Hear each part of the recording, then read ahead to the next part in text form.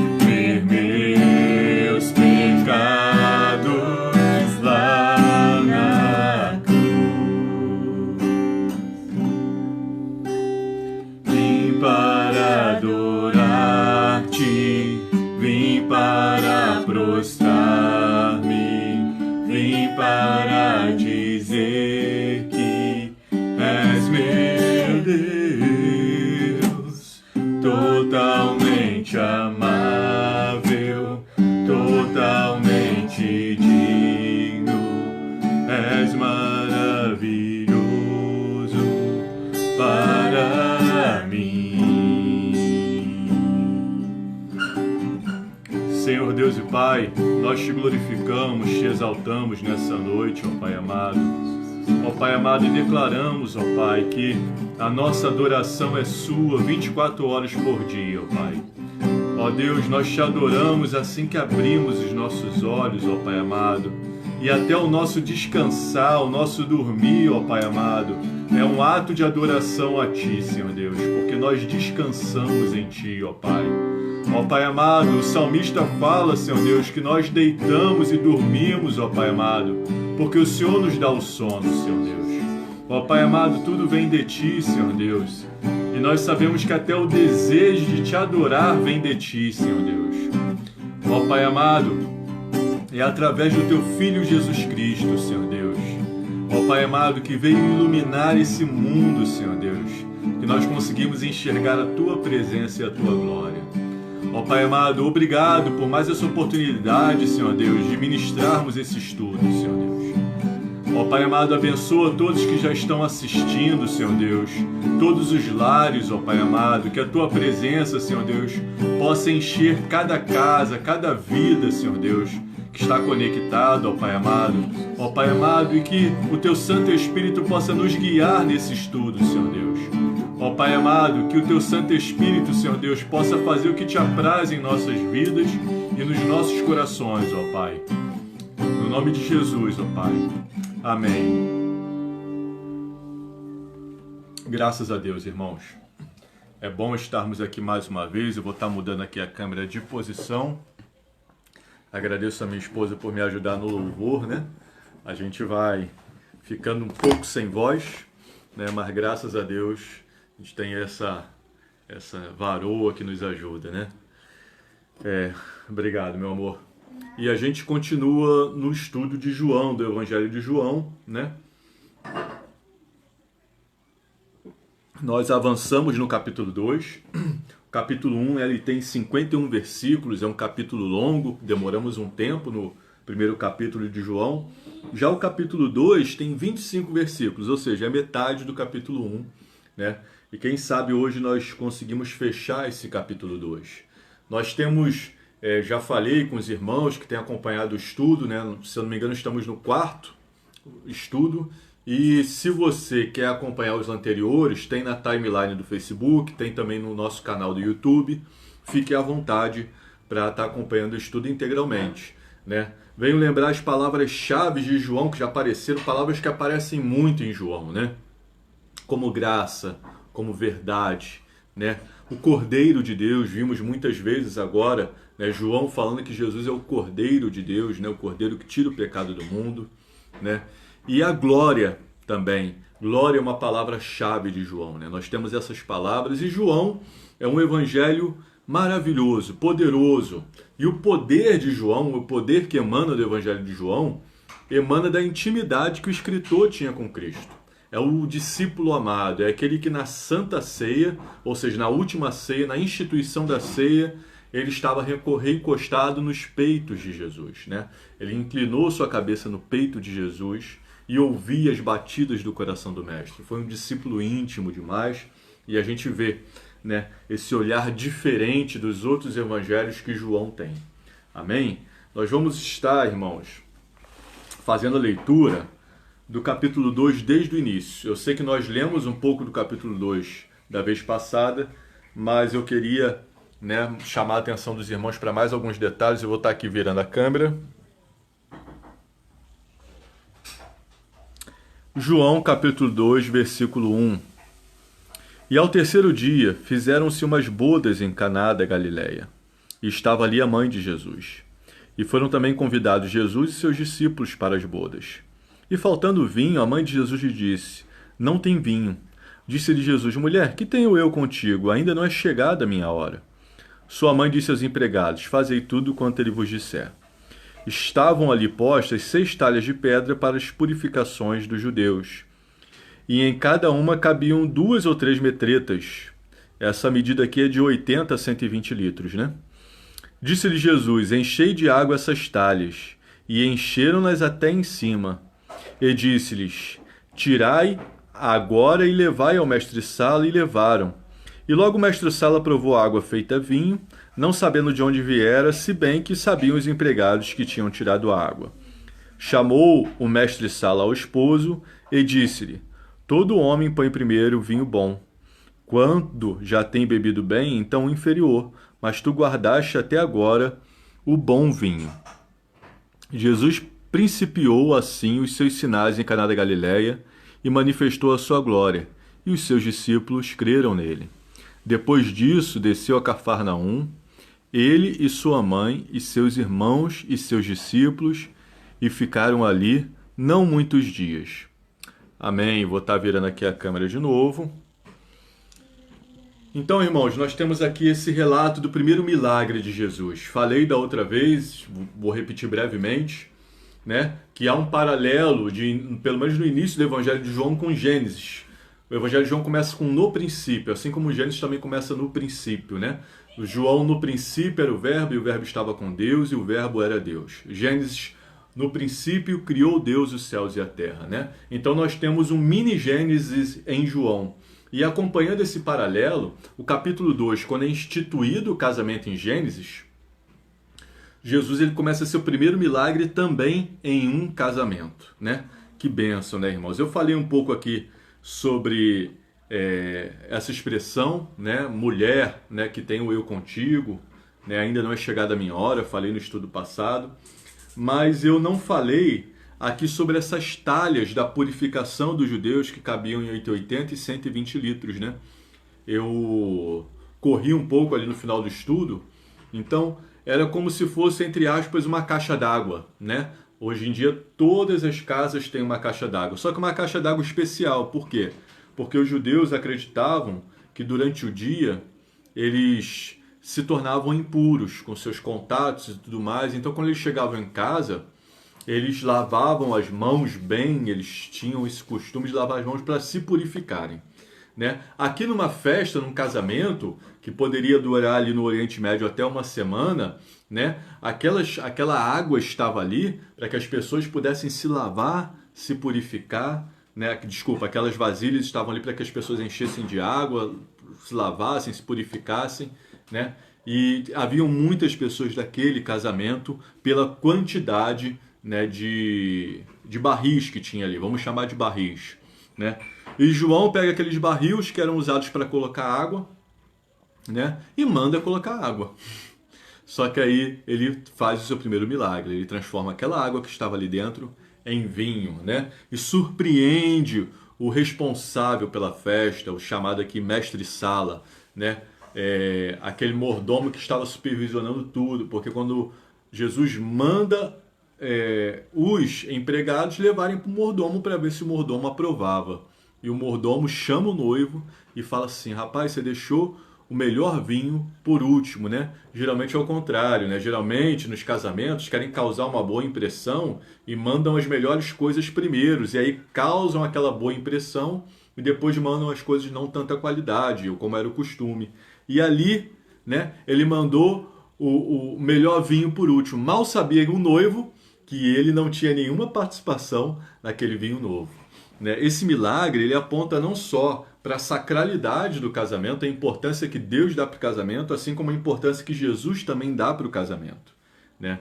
Nós tivemos aí uma ficção, um livro de ficção escrito pelo Dalbrau, Código da Vinci, no início dos anos, final dos anos 90, início dos anos 2000, que falava sobre um possível caso de Jesus com uma mulher e que Jesus teria tido um filho e tudo mais. Irmãos, era uma ficção, mas muitas pessoas acharam que era verdade. Vamos lá, né? Casar não é pecado, né? Só que o casamento de Jesus é com a igreja e não com uma pessoa humana. Poderia alguma mulher ter se apaixonado por Jesus? Poderia, né? Mulheres se apaixonam por homens, né? Ainda mais Jesus, um homem tão sábio, tão inteligente, né? Um homem cheio de poder. Mas aquela paixão logo seria apagada pela glória de Jesus, porque sabia que Jesus era diferenciado, né? Mas Jesus, né, ele começa o seu primeiro milagre num casamento, né? Assim como a humanidade começa num casamento. E eu creio também que a humanidade vai terminar num casamento, pelo menos essa era aqui da humanidade, né? No casamento de Cristo com a sua noiva, que é a igreja, né? E aí, esse milagre aponta que os últimos momentos serão melhores do que o primeiro. Ou seja, Jesus é melhor do que Adão. O Apocalipse é melhor do que o Gênesis. Isso tudo vai de acordo com o que fala Salomão, o homem mais sábio que já existiu, né? Falando que o fim das coisas é melhor do que o começo. E está aqui Jesus provando isso, né? Eu sintetizei o seguinte: aponta que o fim será melhor que o começo para aqueles que pedem a intervenção de Cristo. Se você pedir a intervenção de Cristo na sua vida, o seu fim será melhor do que o começo. Como a Maria, mãe de Jesus, pediu para que Jesus intervisse naquele casamento, naquela festa. Com a intervenção de Jesus, o fim é melhor do que o começo. Então eu creio que o milagre ele aponta para isso, né? E aqui a gente vê que é o primeiro milagre dele, no versículo 11, né? Jesus principiou assim os seus sinais em Caná da Galileia, manifestou a sua glória e os seus discípulos creram. E Jesus aqui em João já relata 5 discípulos, né? Os primeiros discípulos foram André, e cremos que André e João eram discípulos de João Batista e migraram para ser discípulos de Jesus, né? Quando João Batista falou, eis o Cordeiro de Deus, né? Então André e João foram atrás, André chama Pedro, depois eles encontram Filipe e posteriormente Natanael. Então nós temos aqui em João o relato de 5 discípulos já com Jesus, Natanael também conhecido como Bartolomeu, né? Hoje à tarde, enquanto eu estudava a Bíblia, eu estava aqui embaixo do meu pé de ameixa, né? Numa rede que eu botei aqui embaixo do meu pé de ameixa e resolvi estudar a Bíblia ali. E lembrei de Natanael, que estava embaixo da figueira, né? Nós vimos aquela expressão no estudo passado aí, o que significava embaixo da figueira. E nós lemos até o versículo 12. Depois disso desceu a Cafarnaum, ele, sua mãe, seus irmãos e seus discípulos, e ficaram ali não muitos dias. Então a gente tem aqui os primeiros seguidores de Jesus. A sua mãe, né? E Maria foi uma mulher que foi envolvida pelo Espírito Santo, concebeu do Espírito Santo, teve o nascimento virginal. Então, Maria, ela tanto cuidou de Jesus, como depois também foi cuidada de Jesus. E Maria, na sua canção de louvor, ela fala, meus lábios louvam o meu Salvador. Ela sabia que aquele no seu ventre seria o seu Salvador. Então Maria, entre aspas, foi a primeira crente, né? E José também, né? José, apesar de José já ter morrido quando Jesus começa o seu ministério, tudo indica isso, que José já tenha morrido quando Jesus iniciou seu ministério. Naquela época os homens viviam muito menos, a expectativa de vida era entre 40 e 50 anos, né? E ali a gente crê que José já tinha partido, José também foi um dos primeiros, mas Maria dá esse insight inicial para o ministério de Jesus, né? Olha, acabou o vinho. E aí, de repente, Jesus já lembra na cruz, né? Ela fala, mulher, ainda não é chegada a minha hora. É essa separação. Agora, Maria é uma discípula de Jesus, assim como os irmãos de Jesus. Inclusive, um dos irmãos de Jesus escreve uma carta na Bíblia, que é a carta de Tiago, né? E os seus discípulos, né? Então, Jesus ele tem ali seus primeiros discípulos. E aqui, a gente vai ler agora o restante do capítulo 2, tá? A partir do versículo 13 do Evangelho de João. Eu vou estar virando aqui a Bíblia.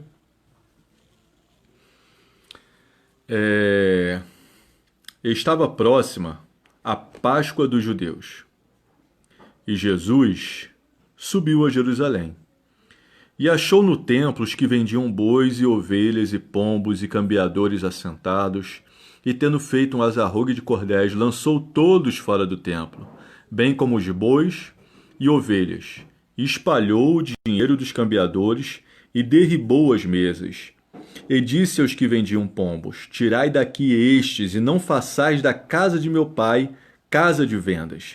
E seus discípulos lembraram-se de que está escrito, o zelo da tua casa me devorará. Responderam, pois, os judeus e disseram-lhe, que sinal nos mostra para fazeres isso? Jesus respondeu e disse-lhes, derribai este templo e em 3 dias o levantarei. Disseram, pois, os judeus, em 46 anos foi edificado este templo, e tu o levantarás em 3 dias? Mas ele falava do templo do seu corpo. Quando, pois, ressuscitou dos mortos, Quando, pois, ressuscitou dos mortos, os seus discípulos lembraram-se que lhes dissera isso, e creram na Escritura e na palavra que Jesus tinha dito. E estando ele em Jerusalém pela Páscoa, durante a festa, muitos, vendo os sinais que faziam, creram no seu nome. Mas o mesmo Jesus não confiava neles, porque a todos conhecia e não necessitava de que alguém testificasse do homem, porque ele bem sabia o que havia no homem. Então, irmãos, nós temos aqui, Jesus purificando o templo. Parece que ele fez duas purificações no templo, uma aqui no início do seu ministério, logo depois de transformar água em vinho, e outra no final, antes de ser crucificado. João, ele narra essa primeira purificação do templo, e a gente vê o seguinte, irmãos. No versículo 13 fala, estava próxima a Páscoa dos judeus. Aqui nós vemos João falando de 3 Páscoas. Jesus participou de 3 Páscoas. E esse é um dos fatos que faz com que os estudiosos creiam que o ministério de Jesus durou 3 anos. Correto? Por causa das 3 Páscoas. A Páscoa era uma festa anual, ou seja, durou 3 anos. Eu também falo aqui que João ele tem algumas características, Uma das características de João é que João escolheu alguns milagres de Jesus. Mais especificamente, 7 milagres. E transformar água em vinho é o primeiro milagre. No capítulo 4 tem a cura do filho de oficial do rei. E assim por diante, Jesus andando por cima do mar, a multiplicação dos pães e dos peixes, A ressurreição de Lázaro é o último milagre feito por Jesus. Mas a gente vai chegar lá se Deus permitir. Mas aqui eu quero marcar com vocês no versículo 13 a primeira Páscoa que aparece em João. Ou seja, é o ministério de Jesus, a primeira Páscoa que Jesus ele está dentro do seu ministério. A gente vê algumas características aqui, o seguinte, As outras Páscoas estão em João 6,4 e em João 11,51, 11,55. As outras menções da Páscoa em João. Mas era tradição judaica que todos os homens deveriam comparecer a 3 festas anuais em Jerusalém. Eram as 3 festas, a mais importante a primeira Páscoa, a segunda a festa dos tabernáculos e a terceira a festa do Pentecostes. Páscoa, Pentecostes e tabernáculos. Os Pentecostes eram a festa dos primeiros frutos, geralmente 50 dias após a Páscoa, e a dos tabernáculos era uma festa que eles lembravam o tempo que eles ficaram no deserto e moraram em tendas, em tabernáculos. Então os homens judeus, eles eram, os religiosos judeus, eles eram assim obrigados fazia parte da religião deles, e nessas festas todos os homens iam, nem sempre as mulheres iam, mas os homens sempre iam nessas 3 festas, a não ser por um motivo de força maior, por doença ou algo assim. E Jesus, ele foi, nessa Páscoa. Quando ele chegou lá no templo, ele viu as pessoas que vendiam bois, E algumas pessoas, elas têm uma certa dificuldade de ver um Jesus pegar um chicote e expulsar um bocado de gente do templo, É uma ira. Alguns, acham que isso pode até ser um pecado, Mas, na verdade, aquilo ali era um zelo. Era um zelo que Jesus tinha pelo templo, pela casa de Deus, pelos sacrifícios. Por quê? Porque tudo isso apontava para a pessoa dele mesmo. Tudo isso que o templo representava, que os sacrifícios representavam, eles apontavam para Jesus. Eles eram sombras de Jesus. E tudo isso estava sendo muito banalizado ali na época de Jesus. Então Jesus ele veio colocar as coisas no lugar. Sofreu muita resistência por causa disso, e nós vamos ver aqui agora um pouco. Por quê? Porque pode parecer algo bobo, Isso, essa venda dos animais, mas não era. Primeiro porque isso mostrava uma corrupção geral. Uma corrupção tanto do sacerdócio, quanto do povo, quanto daqueles irmãos que vendiam, daqueles judeus que vendiam ali no pátio do templo. Era o pátio externo, era onde gentios podiam entrar, A gente tinha ali algumas divisões no templo, Mas por que uma corrupção geral. Porque, com certeza, aqueles homens estavam ali vendendo com a aprovação dos sacerdotes. E os sacerdotes deviam estar ganhando participação nos lucros. De repente, alguns sacerdotes eram até donos dos animais e ganhavam muito dinheiro com isso. Ou seja, os sacerdotes, além de ganharem, né, as ofertas dos dízimos, né, eles estavam lucrando a mais. Outra coisa que mostra essa corrupção é o seguinte, é que quando esses sacrifícios são instituídos lá no Antigo Testamento, vamos supor, eu menti para alguém, eu dei um falso testemunho, como a Bíblia fala. Para que eu fosse perdoado do meu pecado, eu teria que pegar um cabrito ou uma ovelha. Teria que pegar uma ovelha e levar para o sacerdote. Eu tinha uma identificação com aquela ovelha era um animal meu. Aquela ovelha iria me dar lucro, aquela ovelha iria me dar sustento, ela ia me dar lucro com a lã, ela ia me dar sustento com a sua carne. De repente, né? Eu tinha uma afeição por aquele animal. E eu carregava aquele animal da minha casa até o templo como se fosse uma vergonha. Olha ali, ele levando o animal para o templo. Ele pecou. Então havia uma tristeza, uma reflexão no caminho, né? Então naquele caminho havia uma reflexão. Você, puxa, eu podia não ter pecado. Eu não quero mais pecar. Eu não quero mais ter que sacrificar os meus animais, né? E aí aquela andada ali trazia uma vergonha para o pecador. E quando se chegava no templo que aquele animal era degolado como sacrifício ao Senhor, aquela pessoa ela sofria um pouco pelo animal, né? Agora nós temos aqui, irmãos, uma indústria do pecado. Por quê? Porque o animal não era mais seu, você comprava ali na hora. Muitas vezes eram animais defeituosos, eram animais doentes. E você é o seguinte, você já estava todo... Não, tranquilo, eu faço um mau negócio ali, eu digo um falso testemunho, eu levo um lucro, com o lucro que eu ganhar, eu já compro um animal, já sacrifico ali. Não havia nenhum apego da pessoa àquele animal, né? A pessoa ela não tinha tempo de refletir, pelo contrário, ela premeditava os pecados porque ela sabia que seria bem facilitada ela oferecer ali um sacrifício, né? E era algo assim, irmãos, que banalizava, que aumentava a quantidade de pecados, que aumentava a quantidade de animais mortos, né? Que não gerava reflexão, que se desviava totalmente do princípio para o qual Deus criou. E quando João vê Jesus, o que João fala? João o Batista, não João o escritor do Evangelho. João Batista fala, eis o Cordeiro de Deus que tira o pecado do mundo, né? Complicado isso, irmãos. Ou seja, é a falta de identificação do pecador com aquele animal que seria morto. A falta de vergonha, de notoriedade, a falta de reflexão, a facilitação, a banalização do pecado. Então é isso que faz Jesus pegar umas cordas e transformar em chicote e acabar com aquela sem vergonhice, né? Aqui no Brasil, acabar com aquela sem vergonhice que acontecia ali na casa do Pai. A casa que era para ser chamada casa de oração. A casa que era para ser identificada como uma casa que aproximasse os homens de Deus. Mas quando os homens iam ali, compravam um animal, sacrificavam aquele animal, eles estavam se distanciando mais de Deus ainda. Era uma corrupção geral de Jerusalém. E Jesus, querendo reconciliar o homem com Deus, ele faz essa reforma no templo. Parem de transformar a casa do meu pai em casa de ladrões. Porque vocês vêm aqui, entre aspas, para se aproximar, para se reconciliar com Deus, mas vocês ficam cada vez mais distantes. Vocês aumentam seus pecados.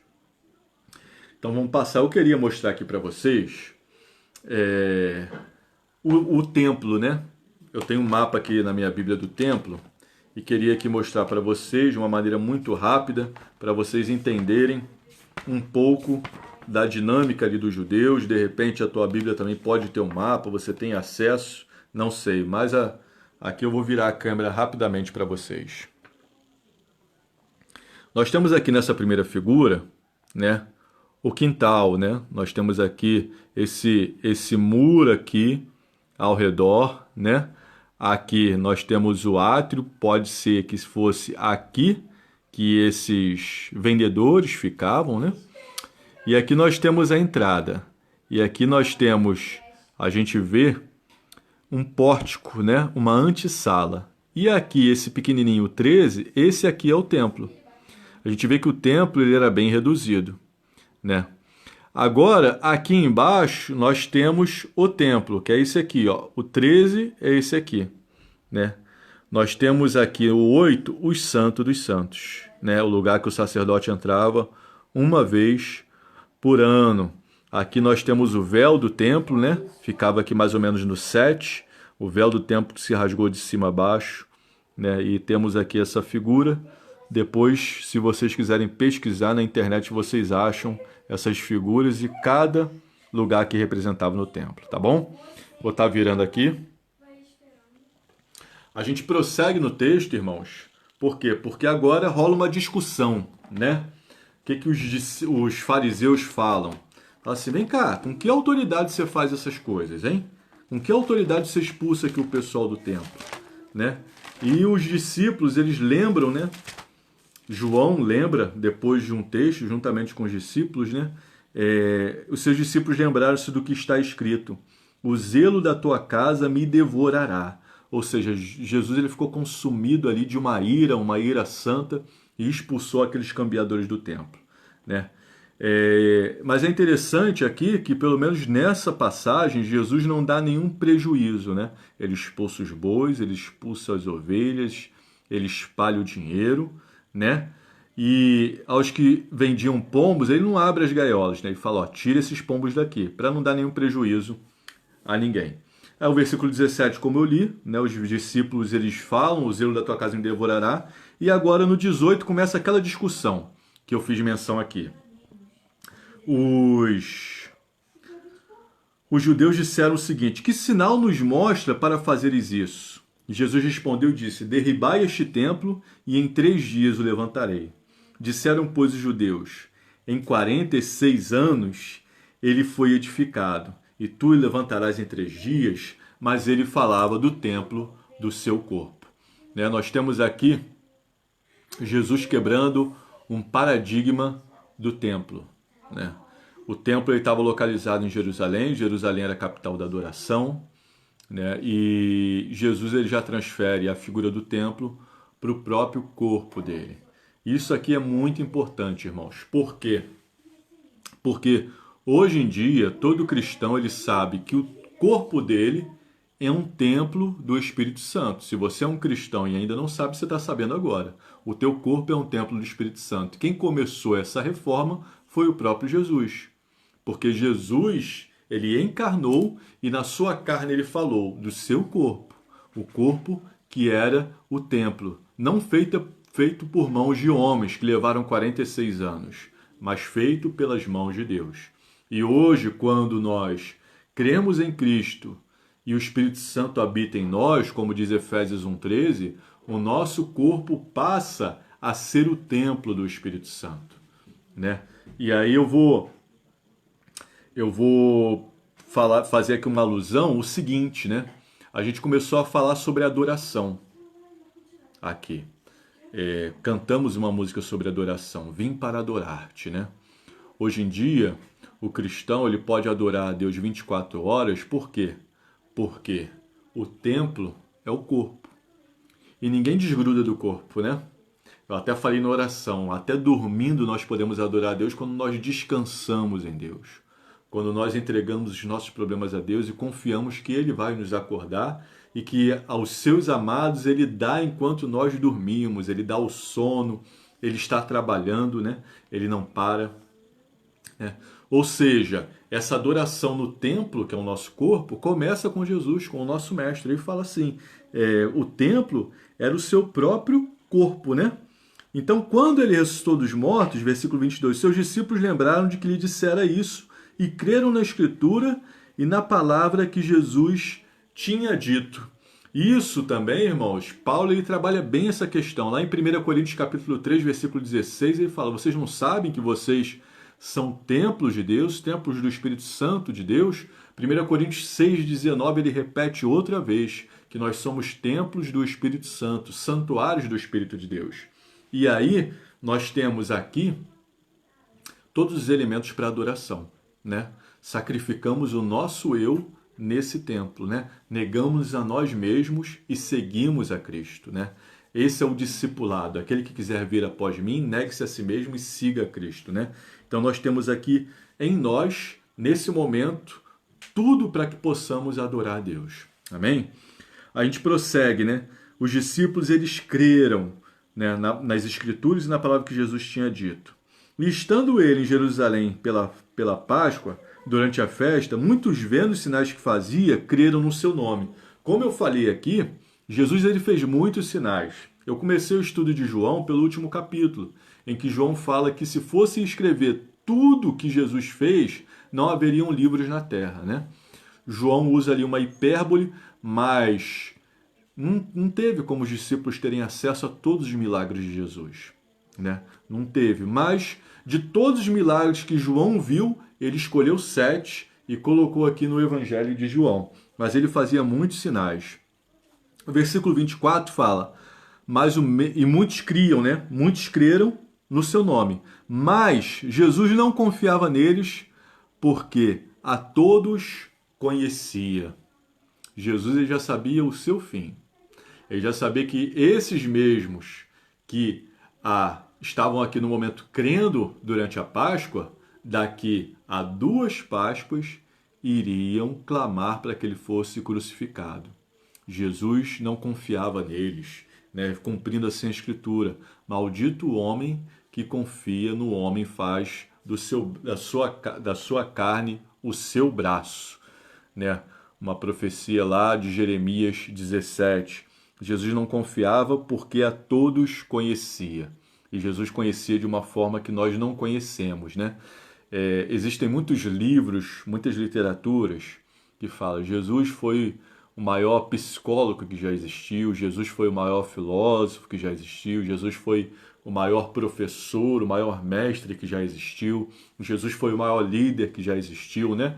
Muitas literaturas colocando Jesus como o maior que já existiu em alguma categoria. Jesus foi o maior em existência em tudo.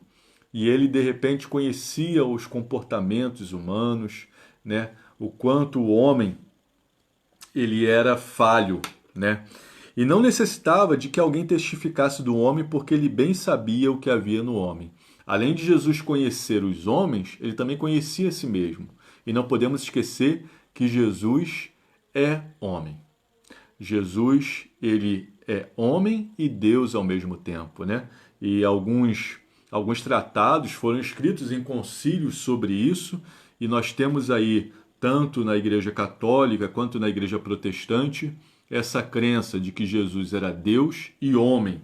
E isso foi escândalo para os judeus e loucura para os gregos, como até hoje é, né? Até hoje os religiosos, né, os judeus que representam os religiosos não entendem muito bem, né, como homem e Deus podem coabitar no mesmo ser. Por isso foi até criada uma expressão chamada união hipostática do verbo, o verbo de João, claro, que é uma união hipo, que seja, ou seja, plena, e estática, de que não houve mudança nem numa natureza, nem em outra. E não necessitava de que alguém testificasse do homem, porque ele bem sabia o que havia no homem, né? Tanto por fora quanto por dentro. Nós vamos agora entrar no capítulo 3 e vamos terminar. Eu vou ir até o versículo 6, tá? De João capítulo 3.